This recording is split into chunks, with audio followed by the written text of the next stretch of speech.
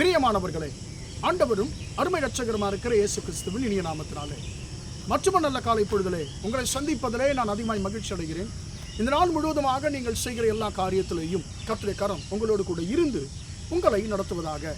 சங்கீதம் 118 சங்கீதம் 8 வசனம் இப்படியாக சொல்லுகிறது, மனுஷன் மேல் நம்பிக்கை வைப்பதை பார்க்கிலும் கர்த்தர் பேரில் பற்றுதலாக இருப்பதே நலம். மனுஷன் மேல் நம்பிக்கை வைப்பதை பார்க்கிலும் கர்த்தர் பேரில் பற்றுதலாக இருப்பது நலம் என்று சொல்லி நாம் இந்த இடத்துல வாசிக்கிறோம். அன்பான தேவனுடைய பிள்ளைகளே, இந்த இடத்துல 2 விதமான நம்பிக்கையை குறித்து நாம் பார்க்கிறோம். முதலாவது, ஒருவர் மனுஷன் மேல் வைக்கக்கூடிய நம்பிக்கை. 2வது, ஒருவர் கர்த்தர் மேல் வைக்கக்கூடிய நம்பிக்கை. கர்த்தர் பேர் பற்றுதலாக இருப்பது என்று சொன்னால் அவர் மேல் நாம் வைக்கிறதான நம்பிக்கை குறிக்கிறது. அன்பான தேவனுடைய பிள்ளைகளே, இந்த 2 நம்பிக்கை குறித்து இன்றைக்கு நாம் தியானிக்க போகிறோம். ஆபிரகாமை குறித்து நாம் ஆதியாகம புஸ்தகம் 16 அதிகாரத்தில் வாசிக்கிறோம். அப்பொழுது அவர் ஆபிரகாமாய் மாறவில்லை, ஆபிராமாய் தான் இருக்கிறார். அன்பார்ந்த பிள்ளைகளே, கர்த்தர் அவரை ஊர் என்கிறதான அந்த இடத்திலிருந்து அவர் புறப்பட பண்ணுகிறார். கர்த்தர் சொல்லுகிறார் ஆதியாகமம் 12 அதிகாரத்தில், நீ உன்னுடைய தேசத்தை உன் தகப்பன் வீட்டை விட்டு நான் உனக்கு காண்பிக்கிற தேசத்துக்கு நீ போ, நான் உன்னை பெரிய ஜாதியாக்குவேன்னு சொல்லி ஆண்டவர் சொல்லிவிட்டார். இப்போ என்ன நடக்குது? அவருக்கு பிள்ளை இல்லை, அவருடைய மனைவிக்கும் அவருக்கும் வயதாகிவிட்டது. இப்பொழுது ஆதியாகமம் 16 அதிகாரம் 2 வசனத்தில் சாராய் சொல்லுகிறார், அவருடைய மனைவியாகிய சாராய் சொல்லுகிறார், கர்த்தர் எனக்கு பிள்ளையை கொடுக்கல, கர்த்தர் வந்து என் கர்ப்பத்தை அடைச்சிருக்கிறாரு, அதனால நீர் என்னுடைய அடிமை பெண்ணோடு கூட நீங்கள் சேருங்க என்று சொல்லி அந்த இடத்துல சொல்லுகிறார். அன்பான தேவனுடைய பிள்ளைகளே, வசனம் சொல்லுகிறது, அந்த 2ஆம் வசனம் ஆதியாகமம் 16 சொல்லுகிறார், ஆபிராம் தன் மனைவியாகிய சாராயின் வார்த்தைக்கு செவி கொடுத்தான். கர்த்தர் சொல்லுகிறான், நான் உன்னை பெரிய ஜாதி ஆக்குவேன் என்று சொல்லி. ஆனால் இந்த சாராய் அம்மா, இந்த மனுஷி சொல்லுகிறாங்க, நமக்கு இனி பிள்ளை பிறக்காது, எனக்கு பிள்ளை பிறக்காது, நாங்கள் என்னுடைய அடிமை பெண்ணோட நீங்கள் சேருங்க என்று சொல்லி சொல்லுவதை பார்க்கிறோம். ஆனால் ஆண்டவர் சொல்லிவிட்டார், நான் உன்னை பெரிய ஜாதி ஆக்குவேன் சொல்லி. அன்பார்ந்த பிள்ளை, கர்த்தரால எல்லாவற்றையும் செய்ய முடியும், கர்த்தர் எல்லாவற்றையும் செய்ய வல்லவர் என்பதை அன்பார்ந்த பிள்ளைகளை ஆபிரகாம் அந்த இடத்துல விசுவாசித்திருந்தோம். அவர் என்ன செய்தார் என்று சொன்னால், மனுஷனுடைய வார்த்தையை கேட்கும்படிக்கு நிர்பந்திக்கப்படுகிறார் தன்னுடைய மனைவினால. இப்போ இனியெல்லாம் வந்து என்னால் பிள்ளை பெற முடியாது, நடக்காது என்று சொல்லி அவருடைய மனைவியை சொல்லுகிறதை பார்க்கிறோம். இப்போ அவருக்கு ஒரு சோதனை. அந்த சோதனையிலே அவர் எந்த பக்கம் சாய்கிறார் என்று சொல்லி, மனுஷன் மீது அவருடைய நம்பிக்கை போகிறதா அல்லது கர்த்தருக்காக அவர் காத்து கொண்டிருக்கிறாரா, கர்த்தர் மீது அவருடைய நம்பிக்கை போகிறான்னு சொல்லி அந்த இடத்துல ஆபிரகாம் என்ன செய்திருப்பான்னு சொன்னால், கர்த்தர் சொன்ன வாக்கு தத்தம் ஒருவேளை என்னுடைய மனைவி சொல்லுகிறது போல ஆகார் மூலமாய் நிறைவேறுமோ என்று சொல்லி அவர் நினைத்திருக்க வாய்ப்பு இருக்கிறது. அன்பானதுடைய பிள்ளைகளே, நம்முடைய ஆண்டவர் நம்முடைய வாழ்க்கையில கூட சில நேரத்தில் கர்த்தர் சொல்லாத ஒரு மனுஷன், கர்த்தர் சொல்லாத ஒரு காரியத்தை நாம் இதுதான் கர்த்தருடைய சித்தமாக இருக்கும் என்று சொல்லி தவறாய் புரிந்து கொண்டு அதை செய்யும் பொழுது அது கர்த்தருடைய சித்தத்துக்கு நாம் செயல்படாதபடிக்கு அது ஒரு பெரிய ஒரு முட்டுக்கட்டையாய் மாறிவிடும். இப்போ என்ன சொல்லப்படுகிறது?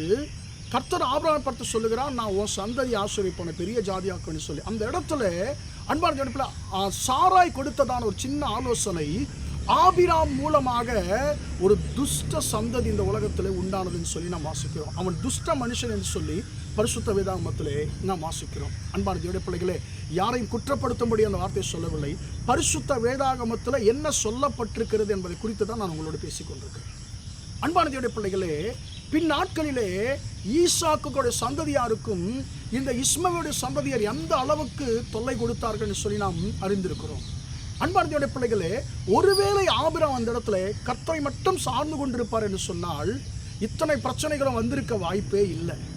அன்பார்ந்த குடும்பத்தில் குழப்பம் வருகிறது. இஸ்மவேல் ஈசாக்கை பரியாசம் பண்ணினான் என்று சொல்லி நாம் வாசிக்கிறோம். இதுக்கெல்லாம் காரணம் என்ன? அதன் பிறகு ஆகாரின் அவருடைய மகனையும் அவர் வீட்டை விட்டு அனுப்ப வேண்டிய சூழ்நிலை ஏற்பட்டது. இதெல்லாம் காரணம் என்னன்னு கேட்டிங்கன்னா, கர்த்தருக்காக சில நேரத்தில் காத்திருக்க முடியாமல் நாம் மனுஷனுடைய நிர்பந்தத்திற்கு நாம் செவிசாய்க்கிறோம், மனுஷனுடைய நிர்பந்தத்திற்கு நாம் கீழ்ப்படுகிறோம். அது நிமித்தமாய் அது ஒன்றும் இல்லாமல் இருப்பது போல தோன்றலாம், ஆனால் அது பின்னாட்கள் நமக்கு ஒரு பெரிய பிரச்சனையாக மாறிடும். சில நேரத்தில் சில ஆசீர்வாதங்களை ஆண்டவர் வாக்கு பண்ணி இருப்பார், அந்த வாக்கு தத்தம் நிறைவேற தாமதம் ஆகும் பொழுது நாம் என்ன செய்கிறோம்? ஒருவேளை கர்த்தர் இப்படி செய்வாரோ, இந்த மனுஷன் மூலமாக செய்வாரோ அந்த மனுஷன் மூலமாக செய்வாரோன்னு சொல்லி நாமே தேவ சித்தத்தை தவறாய் புரிந்து கொண்டு தேவனுடைய சித்தத்தில் இல்லாத சில மனுஷர்களுக்கு நம்முடைய வாழ்க்கையில் இடம் கொடுத்து அன்பான தேவனுடைய பெரிய பிரச்சனைக்கு நாமே உள்ளாகிறோம். எனவே அன்பான தேவனுடைய பிள்ளைகளே, கர்த்தர் ஒரு காரியத்தை சொல்லுவார் என்று சொன்னால் அதை குறித்து மீண்டும் கர்த்தர் நமக்கு சொல்லுகிற வரைக்கும், அல்லது கர்த்தரே நமக்கு நம்முடைய காரியத்தை செய்கிற வரைக்கும், கர்த்தரே அவருடைய ஆசீர்வாதத்தை கொடுக்கிற வரைக்கும் நாம் அன்பான தேவனுடைய பிள்ளைகளே, நாம் கர்த்தரை மட்டுமே சார்ந்து கொள்ள வேண்டியது நமக்கு மிகவும் அவசியமாக இருக்கிறது. எனவே தான் வசனம் சொல்லுகிறது, மனுஷன் மேல் நம்பிக்கை வைப்பதை பார்க்கிலும் கர்த்தர் பேரில் பற்றுதலாக இருப்பது நலம். எனக்கு அன்பான தேவனுடைய பிள்ளைகளே, நாம் யாருடைய வார்த்தைக்கு செவி கொடுக்கிறோம்? மனுஷனுடைய வார்த்தைக்கு செவி கொடுக்கிறோமா, அல்லது கர்த்தருடைய வார்த்தைக்கு செவி கொடுக்கிறோமா என்பதை நாம் யோசித்து பார்க்க வேண்டும். அதன் பிறகு அந்த பிரச்சனையை கர்த்தர் தீர்த்து வைத்தார், நான் இல்லை என்று சொல்லவில்லை. ஆனால் அன்பான பிள்ளைகளை, அந்த இஸ்மவேல் அவருடைய பிள்ளைகள் எந்த அளவுக்கு வாக்குத்தத்தம் பண்ணப்பட்டதான சந்ததியாருக்கு விரோதமாக செயல்பட்டார்கள் என்பதை நாம் அறிந்திருக்கிறோம். எனவே எனக்கு அன்பான பிள்ளைகளே, நாம் என்ன நடந்தாலும் எது வந்தாலும் பரவாயில்ல, நாம் கர்த்தர் பேரிலே நாம் பற்றுதலாக இருப்போமாக, கர்த்தருடைய வார்த்தை மட்டும் நாம் சார்ந்து கொள்வோமாக. மனுஷர்கள் என்ன ஆலோசனை கொடுத்தாலும் அந்த ஆலோசனைகள் கர்த்தருக்கு சித்தமானது தானா, இந்த ஆலோசனை கர்த்தரால் வருகிறதா என்பதை நாம் யோசித்து பார்த்து நாம் ஜெபித்து கர்த்தரிடத்தில் விசாரித்து நாம் செய்யும் பொழுது நிச்சயமாய் நாம் ஆசீர்வதிக்கப்படுவோம். ஜெபிப்போமா? ஆண்டவரே, நான் உம்மை மட்டும் ஆண்டவர் சார்ந்து கொள்ள, உமக்கு மட்டும் செவி சாய்க்க எனக்கு உதவி செய்யும் ஆண்டவரே என்று சொல்லி கேட்போமா? ஜெபிப்போம். பிதாவே, நன்றியோடு துதிக்கிறோம், ஸ்தோத்திரிக்கிறோம் ஐயா. இம்மட்டுமாக இந்த வார்த்தைகளை கேட்கும்படி பிள்ளைகளை நீர் ஆசீர்வதிக்கும்படியா ஜெபிக்கிறேன்.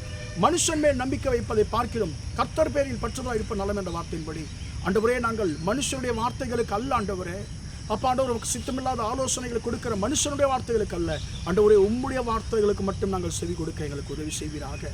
தகப்பனே, என்ன ஆண்டவரே ஆனாலும் தாமதித்தாலும் உம்முடைய வார்த்தைகளை நீ நிறைவேற்ற வல்லவர் என்பதை ஆண்டவரே நாங்கள் விசுவாசித்து உம்முடைய வார்த்தையை நீர் ஆண்டவரே செய்கிற வரைக்கும், நீர் வாக்குத்தத்தம் பண்ணினது நடப்பிக்கிற வரைக்கும் நாங்கள் காத்திருக்கக்கூடிய அந்த கிருபை தருவீராக. ஆண்டவரே, உம்பேலே நாங்கள் பற்றுதலாக இருக்க கர்த்தர் கிருபை தருவீராக. இந்த நாள் முழுவதுமாய் உம்முடைய பிள்ளைகள் செய்கிற எல்லா காரியத்திலையும் உம்முடைய கரம் கூட நடத்தட்டும் என்று இயேசுவின் நாமத்தில் ஒப்புக் கொடுத்து ஜெபிக்கிறேன், ஜீவனுள்ள நல்ல பிதா. ஆமேன், ஆமேன். பிரியமானவர்களே, கர்த்தர் உங்களை ஆசீர்வதிப்பாராக. Praise the Lord, praise the Lord.